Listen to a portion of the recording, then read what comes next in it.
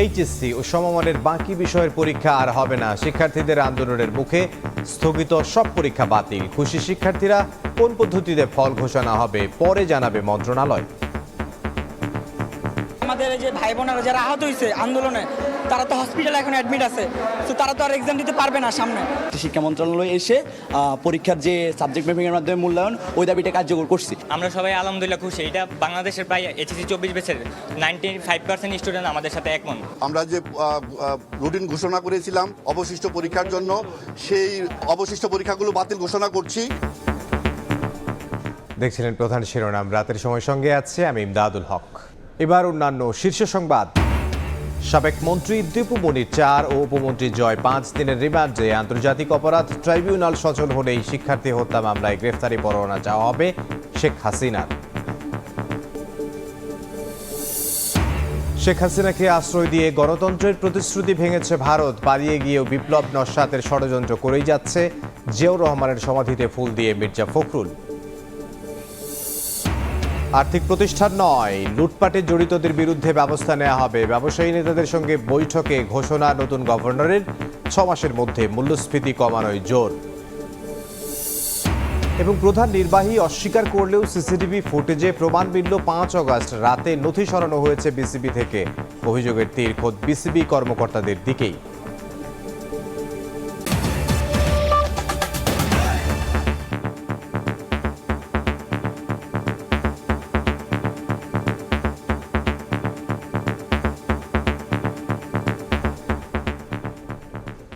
বৈষম্য বিরোধী ছাত্র আন্দোলনে পুলিশের গুলিতে নিহত আবু সাইদ হত্যা মামলায় 17 আসামির মধ্যে 10 জনই পুলিশ সদস্য। বাকি 7 আসামির মধ্যে রয়েছেন বেগম রোকেয়া বিশ্ববিদ্যালয়ের শিক্ষক, কর্মকর্তা ও ছাত্রলীগ নেতারা। এই মামলায় আলাদা কমিশন গঠনের দাবি জানিয়েছেন নাগরিক সমাজের প্রতিনিধিরা। শাকিল মাহমুদের ক্যামেরায় বিস্তারিত। আব্দুর রশিদ জীবনের রিপোর্টে। রংপুরের বেগম রোকেয়া বিশ্ববিদ্যালয়ের শিক্ষার্থী আবু সাইদ নিহতের ঘটনায় প্রায় 1 মাস পর 18 আগস্ট আদালতে মামলা করেছেন তার বড় ভাই রমজান আলী।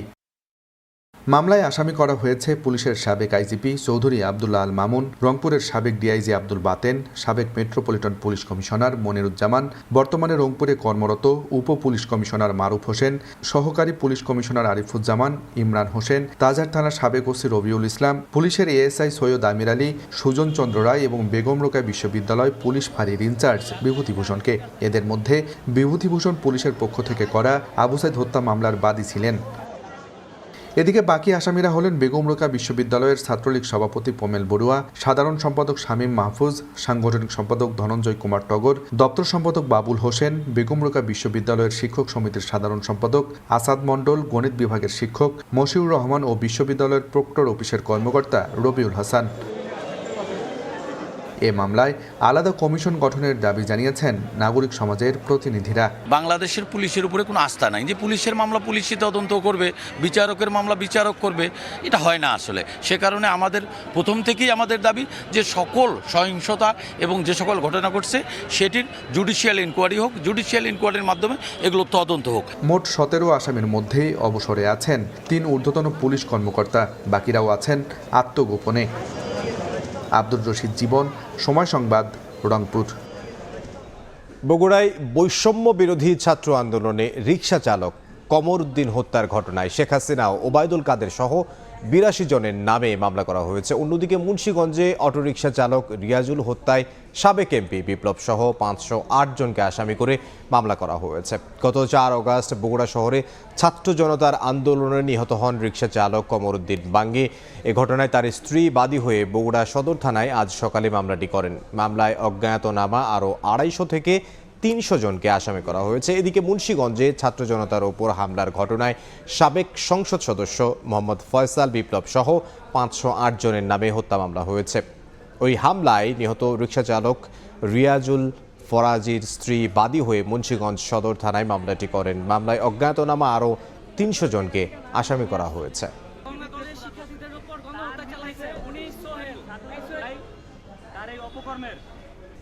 অন্তর্বর্তীকালীন সরকারের ত্রুটি বিচ্যুতি হলে ছাত্র সমাজ তার সমালোচনা করবে বলে জানিয়েছেন বৈষম্য বিরোধী ছাত্র আন্দোলনের সমন্বয়ক সার্জিস আলম। সকালে রাজধানীর পঙ্গু হাসপাতালে আন্দোলনে আহতদের দেখতে গিয়ে কথা বলেন তিনি। এ সময় আহতরা এখনও পর্যাপ্ত সহযোগিতা পাচ্ছেন না বলে অভিযোগ করেন সার্জিস। আমরা যারা রয়েছি আসলে মাঠে আমরা একটা প্রেশার গ্রুপ।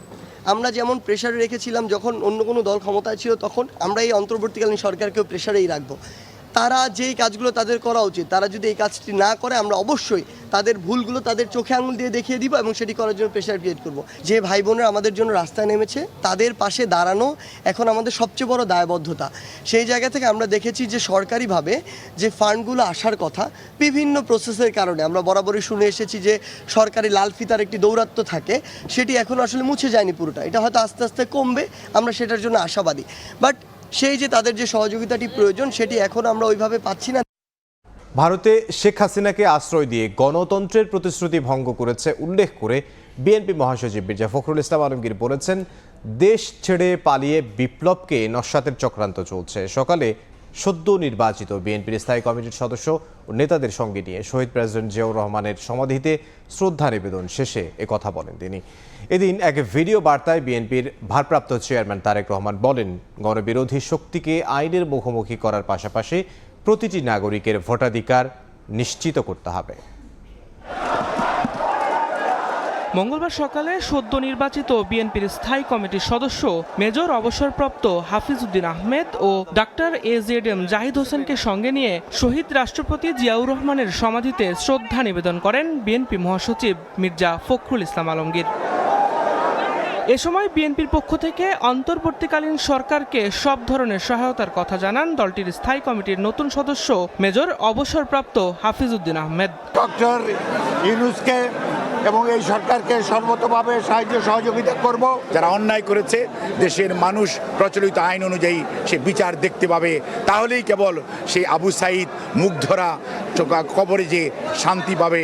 শ্রদ্ধা নিবেদন শেষে বিএনপি মহাসচিব বলেন, ভারত শেখ হাসিনাকে আশ্রয় দিয়ে গণতন্ত্রের প্রতিশ্রুতি ভঙ্গ করেছে। এইভাবে ভারতে আশ্রয় দিয়ে ভারত তার যে কমিটমেন্ট টুয়ার্ডস ডেমোক্রেসি, এটা ভারত রক্ষা করেছে বলে মনে হয় না। যে জঞ্জাল আওয়ামী লীগ সরকার সৃষ্টি করে গেছে সেটাকে দূর করতে অবশ্যই কিছু সময়ের দরকার।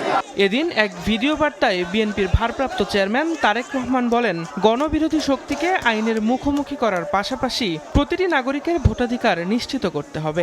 বিতাড়িত গণবিরোধী শক্তিকে আইনের মুখোমুখি করার পাশাপাশি জনগণের রাজনৈতিক এবং অর্থনৈতিক ক্ষমতায়ন অত্যন্ত জরুরি। অন্তর্বর্তীকালীন সরকার যথাসময়ে জাতীয় নির্বাচনের তারিখ ঘোষণা করবে।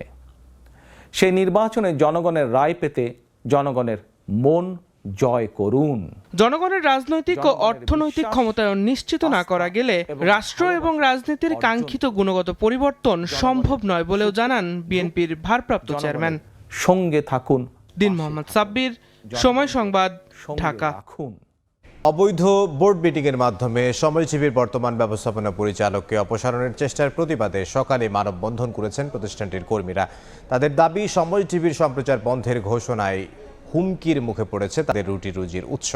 দ্রুত প্রতিষ্ঠান খুলে দেওয়ার আহ্বান জানিয়ে তারা বলেন, বিশেষ একটি শ্রেণীর পক্ষপাতমূলক মনোভাবে সময়জীবীর জনপ্রিয়তাকে বাধাগ্রস্ত করতে ষড়যন্ত্র করছে।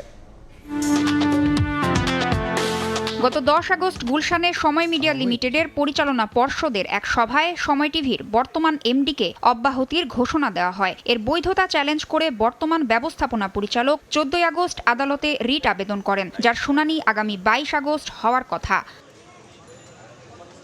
এর মধ্যেই সোমবার অন্য পক্ষের করা রিটের শুনানি শেষে 7 দিনের জন্য সময় টিভির সম্প্রচার বন্ধ রাখার আদেশ দেন, যার প্রেক্ষিতে সোমবার রাত 11:59 সম্প্রচার বন্ধ হয়ে যায় দেশের অন্যতম জনপ্রিয় চ্যানেল সময় টিভির।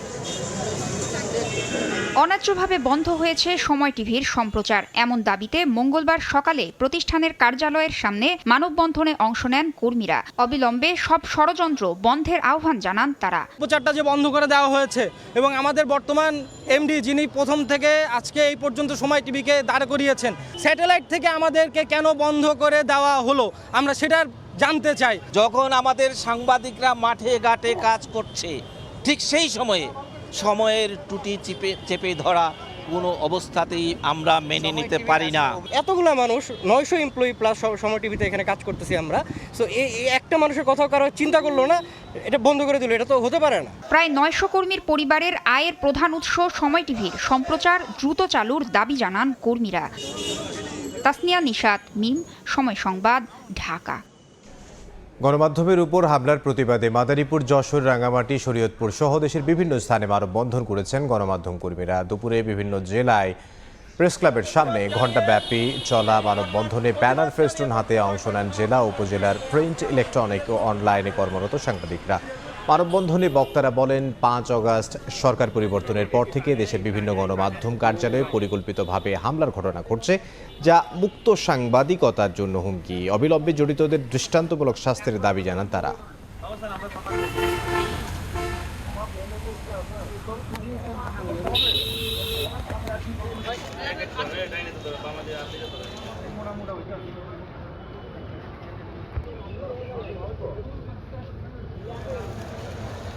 হাজার কোটি টাকা পাচার আর দুর্নীতির পরও দেশ টিকে আছে শ্রমিকের পরিশ্রমে।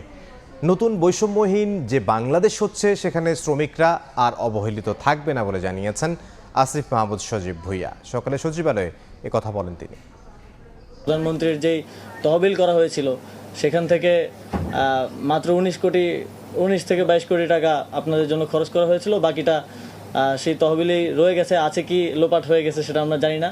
তবে আমি চেষ্টা করব যে সেই তহবিলের যেই বাকি অর্থটা রয়েছে সেটা রানা প্লাজা এবং তাজরিন রানা প্লাজার যারা নিহত তাদের পরিবার এবং আহত যারা আছেন তাদের চিকিৎসা এবং পুনর্বাসনের জন্য যেন ব্যয় করা হয়, সেটা আমি নিশ্চিত করার চেষ্টা করব। তদন্ত কমিটিটা গঠনে আপনারা শ্রমিক নেতাদের মধ্যে থেকে আপনারা যাকে চুজ করেন তাদের মধ্যে থেকে কেউ থাকবে, আমাদের মন্ত্রণালয় থেকে থাকবে এবং সরাসরি আপনাদের পক্ষ থেকে একজন থাকবে। মূল্যস্ফীতি কমানোর বিষয়ে গুরুত্ব দিচ্ছে কেন্দ্রীয় ব্যাংক। আগামী 6 থেকে 8 মাসের মধ্যে এটি 5 থেকে 6% নামিয়ে আনা সম্ভব বলে মনে করেন বাংলাদেশ ব্যাংকের governor doctor Ahsan H Mansur. দুপুরে ব্যবসায়ী নেতাদের সঙ্গে বৈঠক শেষে গভর্নর জানান, গ্রাহকদের আস্থা হারানো ব্যাংকগুলোকে আর সহায়তা দেবে না কেন্দ্রীয় ব্যাংক। প্রতিষ্ঠান নয়, আর্থিক লুটপাটে জড়িতদের বিরুদ্ধে ব্যবস্থা নেওয়ার ঘোষণাও দেন গভর্নর। রাজনৈতিক পট পরিবর্তনের পর মঙ্গলবার প্রথমবারের মতো নতুন গভর্নর ডক্টর আহসান এইচ মনসুরের সঙ্গে সৌজন্য সাক্ষাৎ করতে আসেন দেশের ব্যবসায়ী নেতারা। সাক্ষাতে দাবি জানানো হয় ব্যাংক ঋণ পরিশোধের সময়সীমা বাড়ানো এবং লুটপাটে জড়িতদের বিরুদ্ধে ব্যবস্থা নেয়ার। সেপ্টেম্বরে যারা ব্যাংকের যে সময়টুকু ছিল তাদেরকে যেন 3 মাস অথবা 6 মাস বাড়িয়ে দেয়, তাহলে ডিফল্টারের সংখ্যা কমবে। অন্যায়ভাবে সম্পদ অর্জন করছে সৃষ্টি না করে এবং তারা ব্যাংকগুলো লুট করছে, তাদের বিরুদ্ধে কঠোর শাস্তি নেওয়ার জন্য আমরা বলে আসছি। পরে সাংবাদিকদের সঙ্গে ব্রিফিংয়ে গভর্নর জানান, মূল্যস্ফীতি কমানোর বিষয়ে গুরুত্ব দিচ্ছে কেন্দ্রীয় ব্যাংক। এক্সচেঞ্জ রেট স্থিতিশীল থাকায় মূল্যস্ফীতি 5 থেকে 6% নামিয়ে আনা সম্ভব বলেও মনে করেন তিনি। এটা আমরা যথাযথভাবে আমি মনে করি 6 থেকে 8 মাসের মধ্যেই আমরা 5-6% মধ্যে নামিয়ে আনা সম্ভব হবে বলে আশা করি। আশাবাদী এই জন্য এক্সচেঞ্জ রেট কিন্তু স্টেবিলাইজড মোটামুটি আছে। ব্যাংকিং খাত নিয়ে ব্যবসায়ীদের শঙ্কার বিষয়ে গভর্নর বলেন, সমস্যা সমাধানে কিছুটা সময় লাগবে। জানান, অতীতের মতো এবার বিশেষ সহায়তা দিয়ে কোনো ব্যাংককে বাঁচাবে না কেন্দ্রীয় ব্যাংক। আমরা একটু সময় নিচ্ছি যাতে সিদ্ধান্তটা যেন সঠিক হয়। আমরা আর কোনো সাপোর্ট দিচ্ছি না। ডিপোজিটরদের কনফিডেন্স যদি না থাকে সেই ব্যাংকের উপর, সেই ব্যাংকের ম্যানেজমেন্টের উপর, তাহলে সেই ব্যাংক চলতে পারে না। এ সময় ডক্টর আহসান এইচ মনসুর জানান, লুটপাটের দায়ে প্রতিষ্ঠান নয়, বরং সুনির্দিষ্ট দোষী ব্যক্তিদের বিরুদ্ধে ব্যবস্থা নেওয়া হবে। আমরা কিন্তু প্রতিষ্ঠানকে টার্গেট করছি না। ফরহাদুর রহমান, সময় সংবাদ, ঢাকা।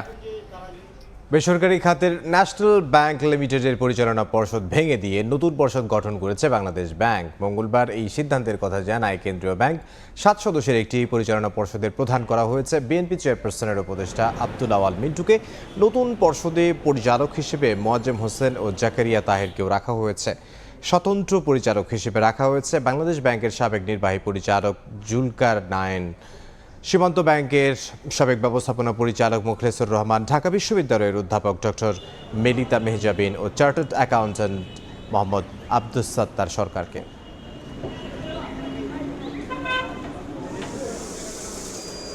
রাজধানীর গুলশানে কলেজ ছাত্রী মোসারাত জাহান মুনিয়া হত্যাকাণ্ডের ন্যায় বিচারে বাধা দিয়েছিলেন সাবেক প্রধানমন্ত্রী শেখ হাসিনা এবং দাবি করেছেন মুনিয়ার স্বজনরা। সকালে রাজধানীর প্রেস ক্লাবে সংবাদ সম্মেলনে কথা বলেন তিনি। এ সময় তারা অভিযোগ করেন বসুন্ধরা গ্রুপের এমডি সায়েম সোবাহান সহ হত্যায় জড়িতদের ছাড় দিয়েছে তদন্তকারী সংস্থা। প্রধান উপদেষ্টা ও আইন উপদেষ্টার কাছে হত্যাকাণ্ডের বিচার দাবি করেন তারা। আওয়ামী লীগ সরকারের শাসন আমলে আমি আমার বোনের হত্যার বিচার দাবিতে দাঁড়ে দাঁড়ে ঘুরেও ন্যায় বিচার পাইনি। আমি জানতে পারি তৎকালীন আইনমন্ত্রী আনিসুল হক তার বান্ধবী তৌফিকা করিমকে দিয়ে মোটা অঙ্কের টাকা আনভিরের থেকে ঘুষ নিয়ে মামলা প্রবাহিত করার চেষ্টা করেন। সাবেক প্রধানমন্ত্রী শেখ হাসিনার সাথে সাক্ষাৎ করার জন্য একাধিকবার আবেদন করি। প্রায় ২৬ পৃষ্ঠার চিঠি একাধিকবার তার দৃষ্টি আকর্ষণ করার চেষ্টা করি, কিন্তু তিনি আমার সাথে সাক্ষাৎ দেননি।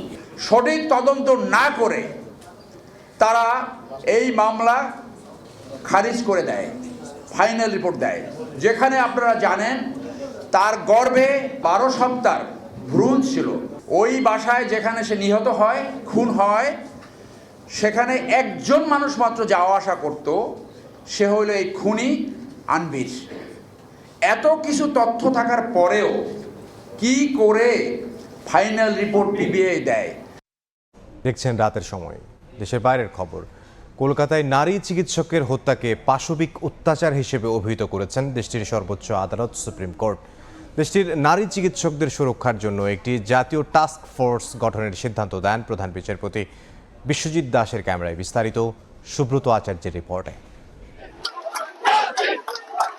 নিজ কর্মস্থলেই নারী চিকিৎসককে পাশবিকভাবে নির্যাতনের পর হত্যার ঘটনায় গোটা ভারতবাসীর সঙ্গে ক্ষুব্ধ দেশটির সর্বোচ্চ আদালত। সুপ্রিম কোর্টের মতে ভুক্তভোগীকে পশুর মতো অত্যাচার করা হয়েছে। এই ঘটনা রীতিমতো ভয়ঙ্কর, রোমহর্ষকও। পাশাপাশি কলকাতা পুলিশ এবং পশ্চিমবঙ্গ রাজ্য প্রশাসনের ভূমিকা নিয়েও প্রশ্ন তোলেন সুপ্রিম কোর্ট। বলেন, অপরাধ সংগঠিত হওয়ার জায়গায় সুরক্ষা দেওয়ার দায়িত্ব পুলিশের। হাসপাতালের ভেতরের দুষ্কৃতিকারীরা কিভাবে ভাঙচুর চালালো?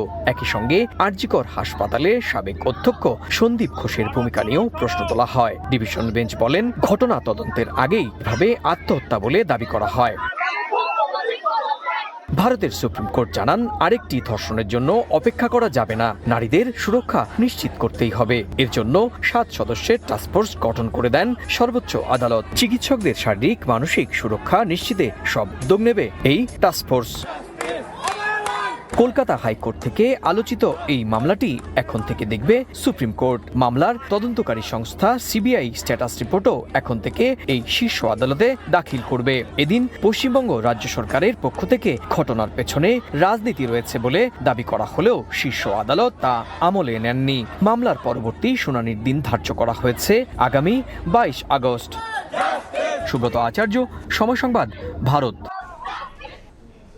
বাংলাদেশে হচ্ছে না আসন্ন নারী টি-20 বিশ্বকাপ। 3 অক্টোবর থেকে অনুষ্ঠিত হতে যাওয়া এই আসর শেষ পর্যন্ত অনুষ্ঠিত হতে যাচ্ছে সংযুক্ত আরব আমিরাতে।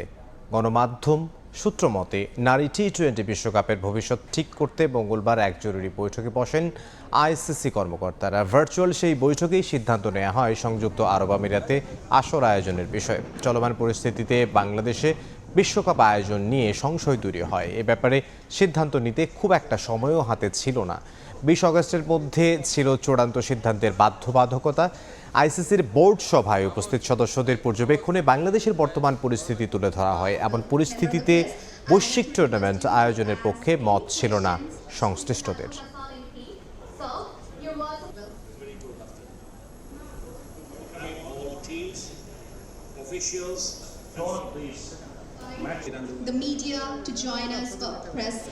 বিসিবির গুরুত্বপূর্ণ নথিপত্র গায়েবের অভিযোগ উঠেছে বোর্ডের একাধিক কর্মকর্তা ও প্রধান নির্বাহীর বিরুদ্ধে। এ সংক্রান্ত সিসিটিভির বেশ কয়েকটি ফুটেজ এসেছে সময় সংবাদের হাতে। যদিও নথি সরানোর সব অভিযোগ অস্বীকার করেছেন সিইও নিজামুদ্দিন চৌধুরী সুজন। মাহবুবুর রহমান জানাচ্ছেন বিস্তারিত। গেল এক যুগে বিসিবিতে কি চলছে এতদিনে তার একটা ফিরিস্তি নিশ্চয়ই জেনে গেছেন দর্শকরা। আলোর নিচে যেমন অন্ধকার, তেমনি ক্রিকেটের চাকচিক্যের ভিড়ে প্রধান নির্বাহী কর্মকর্তার যোগ সাজসে অনিয়মের অভিযোগ উঠেছে একাধিক বোর্ড পরিচালকের বিরুদ্ধে। তবে এবারের অভিযোগ আরও গুরুতর। 5 আগস্ট যেদিন ছাত্র জনতার তীব্র প্রতিরোধের মুখে দেশ ছেড়ে পালান শেখ হাসিনা, সেই রাতে বোর্ড থেকে গুরুত্বপূর্ণ নথি গায়েবের অভিযোগ উঠেছে। এ সংক্রান্ত একাধিক সিসিটিভির ফুটেজ এসেছে সময় সংবাদের হাতে। সিসিটিভির ফুটেজে দেখা যায় 5 আগস্ট রাত 8:25 বিসিবি কার্যালয় থেকে বের হয়ে যাচ্ছেন এক ব্যক্তি, কাঁধে ব্যাগ, ফোনে কথা বলছেন অন্য কারোর সঙ্গে। তার উপস্থিতি নিয়ে সিকিউরিটির দায়িত্বে থাকা ব্যক্তিদের অস্বস্তি ছিল স্পষ্ট। বাস্তবতা মেনে সেই রাতে বিসিবি কার্যালয়ের লাইটগুলো ছিল বন্ধ। তখন মোবাইলের আলো জ্বেলে 9:17 বের হয়ে যান আরও 2 জন, তাদের সঙ্গেও ছিল ব্যাগ। রাত 9:40 2টি ব্যাগ নিয়ে এক ব্যক্তি নেমে যায় লিফটে করে, যার পরিচয় বের করা সম্ভব হয়নি। কিন্তু সূত্রের খবর, গুরুত্বপূর্ণ নথি ছাড়াও সেখানে ছিল নগদ অর্থ ও নথি গায়েবের বিষয়টি জানতে চাওয়া হয় বিসিবির প্রধান নির্বাহী কর্মকর্তার কাছে। এই বিষয়টা আমি আপনাদের মিডিয়াতেই দেখেছি, বাট এই বিষয়টা নিয়ে আসলে কথা বলার এখনো সুযোগ হয়নি, আমরা কথা বলবো। গেল এক যুগে নিজেদের নানা অনিয়ম ঢাকতে মরিয়ে বিসিবির বর্তমান পরিচালনা পর্ষদ। গুঞ্জন আছে সেখানে মুখ্য ভূমিকা পালন করছেন সিইও। তাই তো নতুন কমিটিতে যারা আসবেন তাদের প্রথম কাজ হবে পূর্বের কমিটির সব অনিয়মের মূল খুঁজে বের করা। মাহবুব রিমন, সময় সংবাদ, ঢাকা। এ পর্যায়ে শীর্ষ সংবাদগুলো জানিয়ে দিচ্ছে আরও একবার। এইচএসসি ও সমমানের বাকি বিষয়ের পরীক্ষা আর হবে না। কোন পদ্ধতিতে ফল ঘোষণা হবে জানা যাবে পরে। শিক্ষার্থীদের আন্দোলনের মুখে শিক্ষা মন্ত্রণালয়ের সিদ্ধান্ত। সাবেক মন্ত্রী দীপু মনির 4 ও উপমন্ত্রী জয় 5 দিনের রিমান্ডে। আন্তর্জাতিক অপরাধ ট্রাইব্যুনালে সচল হলেই শিক্ষার্থী হত্যা মামলায় গ্রেফতারি পরোয়ানা চাওয়া হবে শেখ হাসিনা। এ ছিল রাতের সময়, সঙ্গে থাকুন সময়।